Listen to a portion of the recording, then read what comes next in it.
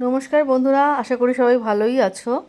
আমি আগের এপিসোডে মানে আমার মুর্শিদাবাদ এপিসোডের প্রথম পর্বে আমি দেখিয়েছিলাম যে আমরা মঞ্জুষা হোটেলে উঠেছিলাম এবং সেখান থেকে কাছাকাছি হাজারদুয়ারি ঘুরলাম, কাঠগোলা রাজবাড়ি ঘুরলাম। তোমরা যারা যারা ওই ব্লগটা দেখোনি বা ওই সিরিজটা দেখোনি, আমার এই সিরিজের প্রথম পর্বটা তোমরা দেখে নাও। হ্যাঁ, আর এখন আমি ওই আগের দিনে আমরা যেভাবে মঞ্জুষা হোটেলে ছিলাম সেই হোটেলের বাগানটা কীরকম ছিল সেটা আমি তোমাদের তুলে ধরতে চাইছি।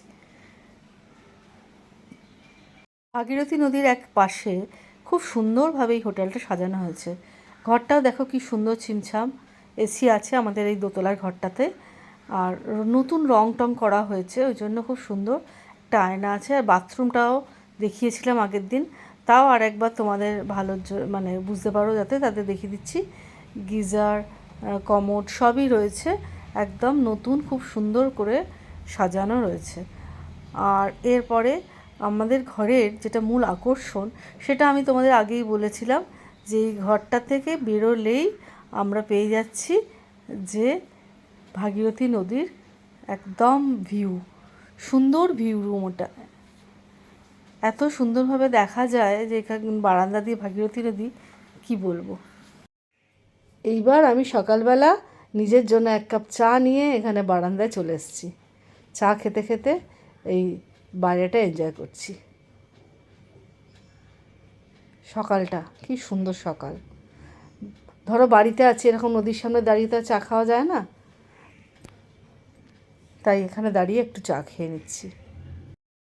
এই বর্ষা শুরু হলেও এখানে কিন্তু একটু গরম ছিল, তাই এসি ঘরের থেকে খুব একটা বেরোতে ইচ্ছে করছিল না। সকালটা বেশ মনোরম, কিন্তু তখনও এখানে পুরোপুরি বর্ষা শুরু হয়নি, বেশ ভালোই গরম পড়েছিল কিন্তু।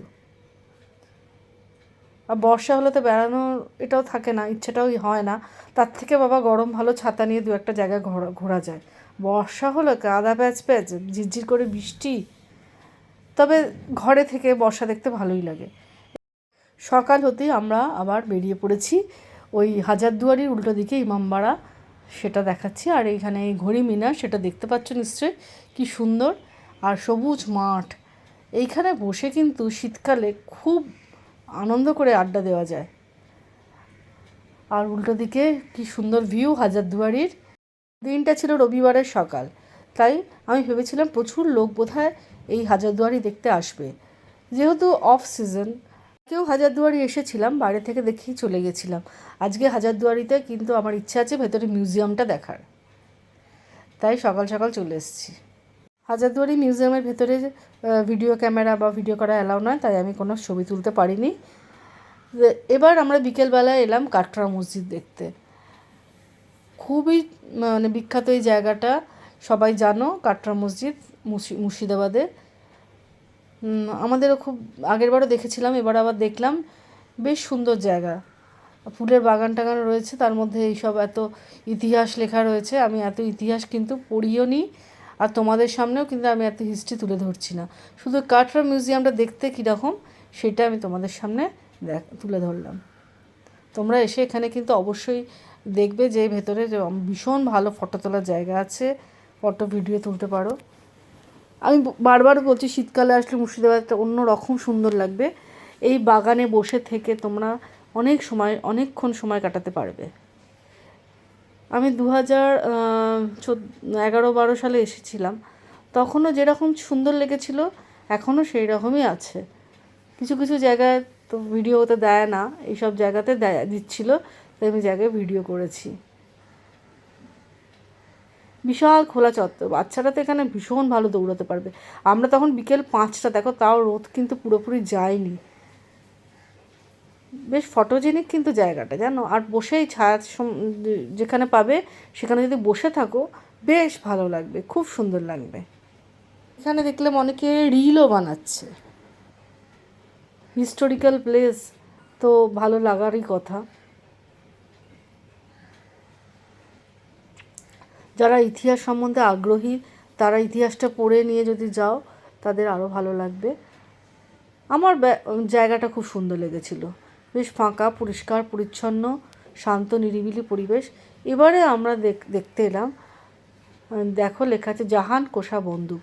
এই বন্দুকটা কোনো একটা যুদ্ধে ব্যবহার করা হয়েছিল, মানে কামান বা বন্দুক বিশাল একটা মানে সাইজটা দেখেছো কত বড়, বিশাল সাইজ। যাই হোক, এইসব যুদ্ধ এখন আর নেই। যুদ্ধ এখন কোথায় পাওয়া যায়? ইতিহাস বইতেই দেখতে পাওয়া যায়। তো এইসব দিয়ে এখন আর যুদ্ধ হয় না। কিছুদিন আগে আমরা দেখেছি কিসের সাহায্যে যুদ্ধ ছিল, ড্রোনের সাহায্যে। তাই এই সবগুলো এখন আমাদের ইতিহাস বইতেই বা জয়স্তম্ভ যেগুলো পড়ে থাকে, এগুলো ইতিহাস বইতেই মুখ ঢেকেছে। যাই হোক, আমরা দেখলে ভালোই লাগলো। আর এখানে দেখলাম যে মুর্শিদাবাদে যে তখনও গাছে আম ঝুলছিল, সেটা দেখতে পেলাম। কিছু কিছু বাড়িতে তখনও আম রয়েছে, কিন্তু হ্যাঁ, শেষ হয়ে যায়নি। আমরা ভেবেছিলাম তখন ল্যাংড়া আম বাজারে এসে গেছে, তাই আম বোধহয় পাওয়া যাবে না মুর্শিদাবাদে। তো এই বাড়িটায় দেখলাম বেশ আম রয়েছে, কোথায় কাঁঠাল রয়েছে। বাগানগুলো কিন্তু প্রত্যেকেই খুব সুন্দর করে তৈরি করেছিল। এবারে আমরা এলাম মুর্শিদাবাদ সিল্ক কিনতে, একটা বিখ্যাত দোকান ওখানকার। সেখানে এসে শাড়ি দেখছিলাম। তো মেয়েদের যেরকম অনেক শাড়ি দেখে তারপর শাড়ি পছন্দ হয়, মুর্শিদাবাদ এলে মুর্শিদাবাদ সিল্ক না কিনে নিয়ে যাওয়াটা একটা অপরাধ নিজের জন্য। তো একটা ভালো শাড়ি দেখতেই হয়। তা ভালো শাড়ি দেখেছি, বরকে সঙ্গে নিয়ে গেছি, সুতরাং একটা তো মানে উপহার থাকবেই। তাই এখান থেকেও আমি একটা শাড়ি আমার ভাগ্যে জুটে গেল। যদি অনেকগুলো দেখে তারপর পছন্দ করেছিলাম, সেটা তো আমার স্বভাব। প্রচুর শাড়ি নামাবো, তারপরে একটা পছন্দ করব। এটা কালার পছন্দ হয় তো শাড়ি পছন্দ হয় না, প্রিন্ট পছন্দ হয় না, আর প্রিন্ট পছন্দ হলে কালার পছন্দ হয় না। এইসবগুলো তো লেগেই আছে। অবশেষে সব কিনে এবার আমরা হোটেলে ফিরে এলাম। হোটেলে ফিরে এসে আবার সেই পড়ন্ত বিকেলে সূর্য যেরকম করে অস্ত যাচ্ছে, সেই জায়গাটায় এসে নদীর ধারে বসলাম। কত সুন্দর ফুল ফুটেছে, হলুদ ফুলের কালারের ফুলটা কি দুর্দান্ত রঙটা, না অপূর্ব রঙটা। এইটা আর একটা গাছ, এটা হচ্ছে সাদা চন্দন গাছ, স্যান্ডেল প্ল্যান্ট। এখানে রক্তচন্দন গাছও আছে, আমি আগের দিনই বলেছিলাম রক্তচন্দন আছে। এটা সাদা চন্দনের গাছ। ভীষণ সুন্দর ছিল আগে বাগানটা, মানে শীতকালে ফুলে ফুলে ভরা থাকবে এটুকু বলতে পারি। এখনও যত্ন করা হয়, গাছ লাগানো চলছে। ওটা রক্তচন্দন গাছ ওই দিকে। আর এই আমাদের হোটেলটা এখন খুব সুন্দর করে মেনটেন করা হচ্ছে, জানো, খুব সুন্দর। আগে মেনটেনেন্সটা খুব বেশি ভালো ছিল না, তবে এখন খুব সুন্দর করে মেনটেন করা হচ্ছে। রং টং চলছে দেওয়ালে। আর ওই আমাদের ঘরটা, এইটা আমাদের ঘর। আর ওইখান থেকে দূরে তো একটু হাত বাড়ালে হাজারদুয়ারি দেখা যায়, এরকম একটা ব্যাপার। আর সবচেয়ে ভালো লাগে সকালবেলা দেখিয়েছি, এখনও বলছি, এই নদীটা ভীষণ সুন্দর লাগে। তোমরা এলে এই নদীর ধারে বসে অনেক সময় কাটাতে পারবে। তারপর হোটেল থেকে ঘর থেকেও নদী দেখতে পারবে। আমি হঠাৎ ছবি তুলতে তুলতে দেখছি যে আমার বর ছাদে গেছে, ছাদে গিয়ে অরিন্দম ছবি তুলছে। তাই আমি ওকে ধরার চেষ্টা করলাম। আমি নিচে বারান্দায় ঘুরছিলাম, আমি দেখি কোথায় তো দেখছিলাম যে হট করে ছাদে দেখলাম ওকে। মনে হলো দেখেছি, আবার কোথায় হারিয়ে গেল। এই দেখো, নদীটা সামনের থেকে দেখছি কি বিশাল না। সামনে চলে গেলাম, ওইদিকে বাঁকটা দেখা যায়। ওই বাঁকটাও খুব সুন্দর, চওড়া ওই জায়গাটা। রাত্রিবেলা অনেক স্টিমার নৌকো যাতায়াত করে। সূর্যটাকে খুব পরিষ্কার দেখা যায়নি সেদিনকে, আগের দিনের মতো। মানে তবুও বুঝতে পারছিলাম মেঘের আড়াল থেকে সূর্য অস্ত যাচ্ছে। আর এই বাগানের যে মূল আকর্ষণ ছিল, আগেরবারও আমি বসেছিলাম, এবারও গিয়েছিলাম, ওই ছাউনিগুলোর তলায় একটু বসলাম। এখান থেকে বসে নদীটা খুব সুন্দর দেখা যায়। তাছাড়াও আমার ফেভারিট জায়গা এবারে দেখাবো তোমাদের, যে এই দোলনা। এখানে এলে না, এই দোলনা দেখলেই আমার ছেলে মানুষই পেয়ে বসে। দোলনায় চড়তেই হবে, ভাল লাগে, কিন্তু বেশ সুন্দর লাগে। কারা কারা দোলনা চড়তে ভালোবাসে আমাকে বলো। ওই দেখো দূর থেকে আমি অরিন্দমকে খুঁজে পেয়েছি, ছাদে দাঁড়িয়ে আছে।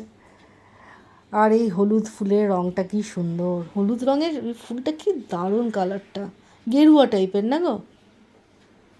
আস্তে আস্তে সূর্যকে ধরার চেষ্টা করছি। কয়েকটা ফুল, গোলাপ ফুলও হয়ে আছে ওদিকে।